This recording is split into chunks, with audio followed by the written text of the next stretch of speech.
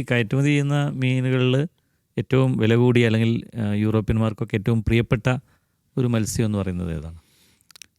ഞണ്ട് തന്നെയാണ് ശരിക്കും നല്ല വില ഉള്ളത്. ഇപ്പോൾ ഏകദേശം ഈ ആറ്റുഞണ്ട്, മഡ് ക്രാബ്.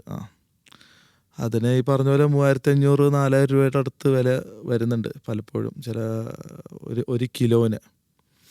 പിന്നെ മത്സ്യങ്ങൾ നോക്കുമ്പോൾ ഇതിൻ്റെ മീറ്റായിട്ട് പോകുമ്പോൾ കൂടുതലും പക്ഷേ ചില മത്സ്യങ്ങളിൽ നിങ്ങൾ വാർത്തകളിലൊക്കെ വായിച്ചിട്ടുണ്ടാവില്ലേ, ഇതിപ്പോൾ ചില മീനുകൾ കോടിക്കണക്കിന് പോയി 50 ലക്ഷം രൂപ ലേലത്തിൽ പോയി എന്നൊക്കെ പറഞ്ഞു. അത് യഥാർത്ഥത്തിൽ ആ മത്സ്യത്തിൻ്റെ അകത്തുള്ള അതിൻ്റെ ഒരു ബ്ലാഡർ എന്ന് പറഞ്ഞൊരു സംഭവമുണ്ട്. ആ ബ്ലാഡർ മെഡിസിനൽ പർപ്പസിന് യൂസ് ചെയ്യുന്നത് കൊണ്ടാണ്. പക്ഷേ യഥാർത്ഥത്തിൽ വാർത്ത കാണുന്നവർ വിചാരിക്കുക ഈ മീൻ ഏതോ രാജ്യത്തിലോട്ട് പോയിട്ട് എക്സ്പോർട്ട് ആയിട്ട് അവിടെ ഉള്ളവർ വാങ്ങിച്ച് കഴിക്കാന്ന് വെച്ചാൽ.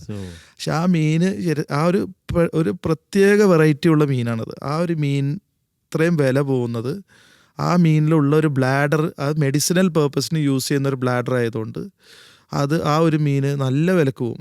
ഒരു മീൻ തന്നെ 50,000-1 ലക്ഷം രൂപയൊക്കെ പോകും. അപ്പോൾ ഒരു 100 മീനൊക്കെ വന്നാൽ കോടിക്കണക്കിന് രൂപക്കാണെങ്കിൽ അതിൻ്റെ ലേലം നടക്കുക. ഏത് ഇനം മത്സ്യമാണത്? അത് ജൂ ഫിഷ് എന്ന് പറയും. ജൂ ഫിഷ് ഒരു ക്രോക്കർ ഫിഷിൽ വരുന്ന ഒരു വെറൈറ്റിയാണ്.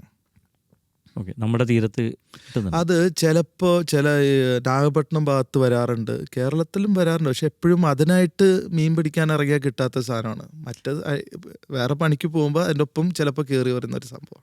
സ്വാഭാവികമായിട്ടും വിദേശത്ത് ഇത്ര അധികം ഡിമാൻഡുള്ളൊരു മീനാകുമ്പോൾ നമ്മുടെ മേശപ്പുറത്തേക്ക് അത് എത്താൻ സാധ്യത കുറവാണല്ലേ? വരുന്നുണ്ടോ? ഇവിടെ വിൽക്കപ്പെടുന്നുണ്ടോ ഈ പറഞ്ഞ മീന? ഇല്ല, ഇത് ഈ പറഞ്ഞത് മെഡിസിനൽ പേർപ്പസിനായതുകൊണ്ട് അത് മെഡിസിനൽ പേർപ്പസിന് യൂസ് ചെയ്യുന്നതാണ്. അല്ലാതെ മത്സ്യം അവിടെ എക്സ്പോർട്ട് ആയിട്ട് അവിടെ ആൾക്കാർ കഴിക്കാനല്ല.